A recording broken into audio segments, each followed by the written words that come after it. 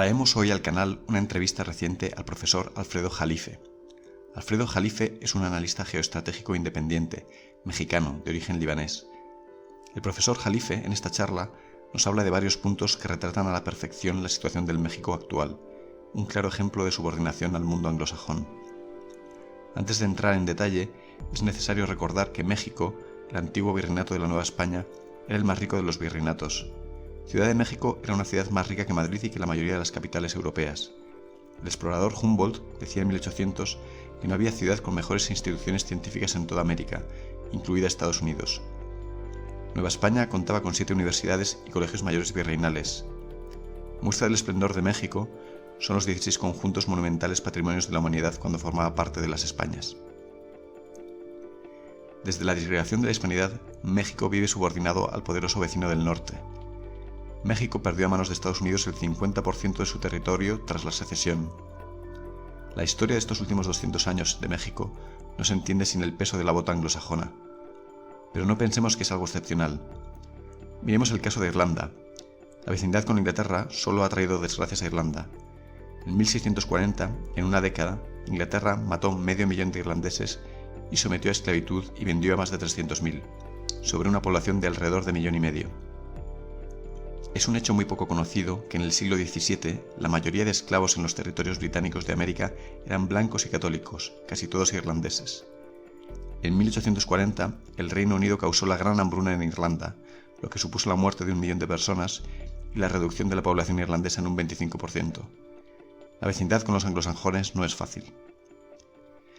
El diagnóstico que hace el profesor Jalife sobre la subordinación de México es certero. Varios presidentes de México han sido colaboradores de la CIA. México sigue cediendo la explotación de sus recursos naturales a Estados Unidos, recientemente las amplias reservas de petróleo en aguas del Golfo de México. Sorprende saber también que México importa gasolina de Estados Unidos cuando es un gran productor de petróleo y tiene 8 refinerías, la mayoría de ellas muy infrautilizadas. Pensar que esto sucede por leyes de mercado es ignorar cómo funciona la realidad. Los acuerdos secretos de Bucareli, firmados en 1923, es decir, con casi 100 años de vigencia, que impiden desarrollar a México un ejército que amenace mínimamente a Estados Unidos. Consecuencia directa de ello es que México, por ejemplo, no cuenta con submarinos. La masonería está totalmente infiltrada y domina la política mexicana. Más de 1,5 millones de mexicanos son masones. Prácticamente todos sus presidentes en los últimos 100 años lo han sido. Hasta aquí el diagnóstico en el que tenemos que estar forzosamente de acuerdo. Pero el profesor Jalife desafina en cuanto a la solución. Educado en un colegio protestante, amigo personal del presidente populista actual López Obrador, don Alfredo Jalife cae en los tópicos básicos de la hispanofobia y busca soluciones, incluso en esta entrevista, busca referencias en el indigenismo precolombino. Triste, apena constatar hasta qué punto los rivales, los enemigos, han conseguido instalar creencias que nublan el entendimiento de personas inteligentes. Los mexicanos de hoy deberían ser los primeros en buscar el apoyo de la hispanidad, en buscar la reordenación de la unidad por 3 motivos principales. En primer lugar, porque por demografía y geografía serían el actor principal, el eje principal de la hispanidad, con 125 millones de habitantes y 2 millones de kilómetros cuadrados. Para buscar protección frente al vecino del norte, que les ha llevado a la postración actual. Y porque ellos fueron la región de mayor esplendor de la hispanidad en el pasado. No es casualidad que en México el sentimiento hispanofóbico sea seguramente el más virulento de toda Hispanoamérica, sin duda instilado desde instancias anglosajonas. Esto es simplemente estúpido, es un sentimiento de autoodio extremadamente dañino. Asimilen la hispanidad con España y así se buscan enfrentamientos artificiales con España para aumentar la animadversión, como el recientemente protagonizado por López Obrador, cuando el 90% de la hispanidad es América. La realidad es que México rehúye la tarea, el liderazgo de la reunificación, cuando como cabeza demográfica y geográfica debería ser su primer impulsor. Esperemos que las realidades obvias empiecen a asumirse poco a poco. Hace un tiempo usted publicaba este dato. Caspar Weinberger, ex vicepresidente de la omnipotente transnacional Bechtel Corporation, una de las compañías más poderosas de ingeniería en Estados Unidos y anterior presidente de la revista Forbes, de la cual es accionista el entreguista expresidente Ernesto Zedillo. Ahora le pregunto, ¿el nivel de entreguismo es tal que hay exmandatarios que han participado o han permitido invasiones a su propio país? Es increíble, mira, a grado tal, Lucía, que el mismo Estados Unidos ha publicado que 13 expresidentes que nunca nos hubiéramos imaginado fueron agentes de la CIA. ¿Quieres que diga los nombres? Dígalos. López Mateos, Díaz Ordaz y Echeverría. Y Peña Nieto igual. Pues ve cómo han entregado el petróleo de México. Es la única carta geoestratégica que tiene el país y se regaló. ¿Y a qué se debe que México no tenga una fuerza militar destacada en materia de operatividad, de potencia? O sea, nos cuesta pensar que se debe exclusivamente a que México es un pueblo que no tiene vocación guerrerista. ¿No? Bueno, adentro somos bravos, ¿eh? Sí. Los cárteles, si les das armas, ve cómo matan. Estamos catalogados como el segundo, me da pena decirlo, pero pues yo soy realista, ¿no? El segundo país más violento del planeta, después de lo que ha sucedido en Siria, que es una guerra civil. Y además ve cuántos ejércitos hay en Siria. Tienes al de Estados Unidos, al de Rusia, al de Irán, a Hezbollah, tienes todos los yihadistas que financia Israel. Imagina, para que México sea el segundo con mayor violencia en el mundo, se dice fácil. Ahora, mira, esto se debe, esa es mi muy humilde hipótesis. Hay unos tratados de Bucareli que se hicieron en 1923, en las que obligaron al entonces presidente Obregón por Estados Unidos, que no reconocía a ese régimen después de la Revolución Mexicana de 1910, 13 años después, no, 13 años después. ¿Sí? ¿Qué sucede? Se firman los tratados de Bucareli, que supuestamente son secretos, todavía no se han divulgado. ¿Ve cuántos años ya pasaron? No se conoce esa información. No se conoce. Bueno, todos tenemos una copia. Pero no lo puedo decir en voz alta porque mañana me meten demandas tanto Estados Unidos como el ejército mexicano. Todos tenemos, por alguna razón tenemos, yo tengo una copia, ¿no? Okay. Pero no lo escuchaste y no lo escucharon los televidentes. En esos acuerdos de Bucareli se le prohíbe a México desde 1923, ya casi 100 años, porque estás hablando, sí. Estamos en 18, sí. Faltan 5 para que sea el 20, y no lo van a publicar, se va a prolongar. Mira, es muy fácil, hay 2 hilos conductores. Uno es el petróleo, hay que indemnizar a los estadounidenses por la revolución y lo que les quitaron de su propiedad del petróleo, esa es una. Sigue el hilo conductor del petróleo. Por eso a mí se me ha hecho muy fácil seguir la secuencia. Dice, es que Jalife es un gran previsor, no, yo hago perspectiva. Lanza pronósticos infalibles. Sí, infalibles, etc. Y no es así. Uno sigue hilos conductores de lo que es la lectura geoestratégica y no te equivocas. Y ahí lleva a la entrega del petróleo. Ese es un hilo. El segundo, obligan al ejército mexicano, o le prohíben, mejor dicho, al ejército mexicano no tener cierto tipo de armas en la frontera. No tener otro tipo de armas como son una gran aviación, una marina. ¿Cómo te puedes imaginar que el ejército mexicano no tenga submarinos? Y los narcotraficantes tienen submarinos. Luego me la platicas. Y ahí te va la peor. Como si fuera poco los tratados, así les llaman, los tratados de Bucareli, porque fueron firmados en una casona cerca de una calle de Bucareli en la Ciudad de México. En 1970, el entonces asesor de seguridad nacional del presidente Carter, Zbigniew Brzezinski, quien es el creador conceptual de la globalización. Decía, a través de la globalización, Estados Unidos y su tecnología y sus finanzas iban a dominar el mundo. Lo que pasa es que Brzezinski ya se murió y antes de morirse, yo creo que aceleró su muerte, nunca imaginó que China e India estarían superando en la globalización que inventa Estados Unidos. China con su gran comercio, su economía, e India con el software. Pero a lo que voy, ¿qué dice Zbigniew Brzezinski? No queremos un Japón en la frontera. Sí. Entonces ahí hay problemas porque a México no le permiten crecer con investigación y desarrollo. Claro. ¿Cómo puede ser que Sudcorea, que no tiene recursos, tiene 50 millones de habitantes, tiene que importar petróleo, materias primas, etcétera, tenga mejor tecnología que México? Lo que pasa es que nosotros tenemos yo diría un apartheid tecnológico. Y estas cosas no se ven. Entonces México es un país realmente, mira, me da más pena decirlo, es un país conquistado.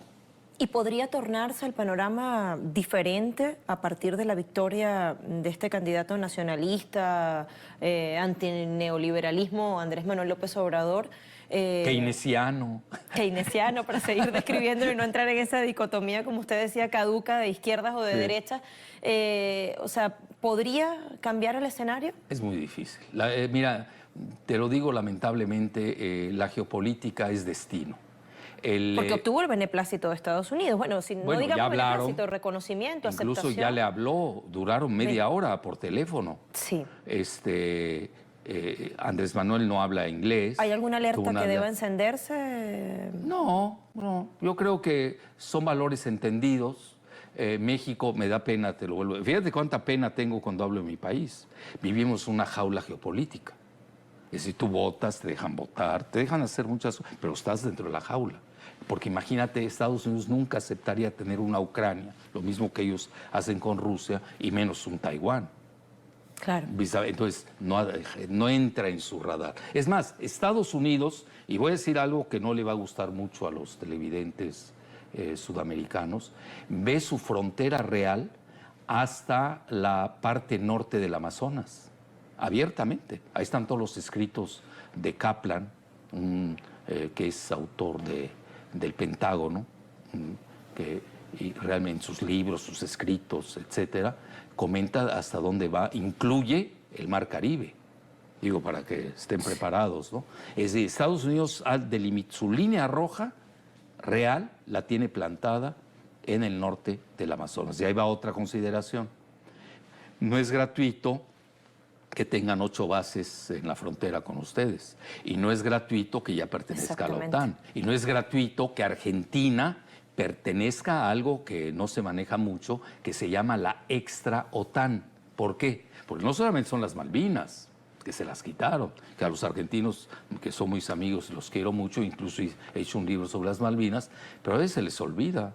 Como a Japón, ya se les olvidó que les lanzaron 2 bombas atómicas. Pero no hay que olvidar que Argentina pesa mucho por la cercanía que tiene con la Antártida. Y la Antártida es uno de los puntos de máxima geoestrategia del planeta. Para seguir profundizando, doctor Jalife, quiero que escuchemos lo que dijo en una oportunidad el presidente Enrique Peña Nieto, cuyo sexenio, como se sabe, terminará en diciembre próximo y que tal vez haya salvado a México de una nueva intervención, pero entregando el petróleo mexicano a transnacionales a través de una reforma energética con contratos leoninos y poco transparentes.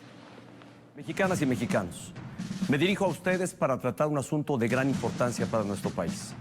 Me refiero a los acontecimientos recientes que afectan la relación entre México y los Estados Unidos. Hace poco más de un año, como responsable de dirigir la política exterior del país, establecí 2 principios fundamentales que habrían de guiar nuestra relación con la administración del presidente Donald Trump. Primero, salvaguardar ante todo el interés nacional, nuestra soberanía y la dignidad de los mexicanos. Y segundo, mantener una visión constructiva y abierta que nos permitiera superar diferencias, enfrentar retos comunes y alcanzar acuerdos. Bueno, le pregunto, ¿es posible ser coherente con los puntos 1 y 2 que planteó Enrique Peña Nieto? Es decir, ¿no son acaso 2 cuestiones excluyentes que se niegan? ¿Cómo se puede negociar por las buenas con Estados Unidos sin que resulte lesionada la soberanía y la libre autodeterminación? Bueno, lo que pasa es que desde hace mucho, guste o disgusto, la soberanía de México es limitada, sobre todo desde los tratados de Bucareli. Es decir, un presidente que se respete, él habla de dignidad, ¿no? Habría que darle el diccionario y que vea qué significa la palabra dignidad. Un presidente cualquiera, no me refiero a él en específico, y a mí no me gusta hacer leña de árbol caído. Por eso el electorado mexicano lo repudió. ¿Qué debe hacer? Pues primero que nada publica los tratados de Bucareli, que los conozca la opinión pública y a ver si estamos de acuerdo los mexicanos. Y nos arriesgamos. ¿Qué tal si decimos, bueno, me rindo o vamos a ver hasta dónde llego? No hay otra. Ante una situación de alarma, o huyes o te enfrentas. Aquí hemos huido, esa es la realidad. Obviamente no tenemos capacidad para enfrentarnos. Por eso es un gran dilema el de México y por eso yo insisto mucho en los jóvenes, que es el futuro, y en la cultura de México. Tenemos grandes civilizaciones. Si tú te das cuenta, Andrés Manuel por lo menos toma en cuenta la cultura y las civilizaciones de México, que ningún candidato lo tomó. Y ahí es donde nosotros sí en el largo plazo le vamos a ganar la batalla a Estados Unidos. En el corto plazo no podemos, sí, pero ¿qué hay que hacer? No entregarse tanto. Claro. Ahorita, ¿cuál es el problema? Se han entregado tanto que para desentregarte va a ser tan difícil como hacer, casi es como irte a una guerra mundial. Ni tienes la capacidad, ni tienes el ejército, ni tienes finanzas, no tienes banca nacional, y lo último que te quedaba, que era el petróleo, ya lo entregaste. Entonces estamos en un estado... No está tan optimista usted. No, yo veo muy vulnerable al país. Es que ahí, a ver, ¿qué quiere decir ser optimista? Voy a ser optimista en un cementerio, no sé qué significa eso, ¿no? Claro. Es decir, hay que ser realistas. Yo soy muy realista. Nosotros lo único que tenemos que hacer es esperar. Una implosión que se está dando de Estados Unidos, esperar, tener plan B. ¿Qué vamos a hacer cuando empiece la guerra civil? Por eso tendrá cola en México, ¿no? ¿Cómo dices? Podría tener cola eso en México. Por supuesto, vendrían todos los migrantes. ¿Qué hacemos con ellos? Claro. Oye, tú imagínate un país de 125 millones que tiene un índice de pobreza de los más grandes del mundo. ¿Qué hacemos? Que tenemos 130 millones de habitantes. ¿Y qué hacemos con 55 millones? Nos acaban. ¿Y qué hacemos sin las remesas? Que es el segundo ingreso nacional. ¿Y qué hacemos sin los ingresos del narcotráfico? Que nos guste o no, se volvieron el primer ingreso nacional. Porque Estados Unidos nos metió en ese plan. Ellos nos han encajonado en todos sus proyectos. Si tú te das cuenta, cada presidente de México le ha puesto un clavo al féretro nacional. Y te lo puedo expresar cada uno que ha hecho. Salinas empezó con el NAFTA, Zedillo siguió con la entrega de la banca. No tenemos banca nacional. Los bancos que tenemos son de carcajada. Hoy los bancos para el petróleo son bancos de inversión porque necesitas de miles de millones de dólares y obviamente no tenemos esa capacidad. Luego tienes a Fox, hizo el famoso Aspan, que se llama, era la agenda para la seguridad y prosperidad de América del Norte. Ni dio seguridad, pues ve cómo está el país, ni dio prosperidad.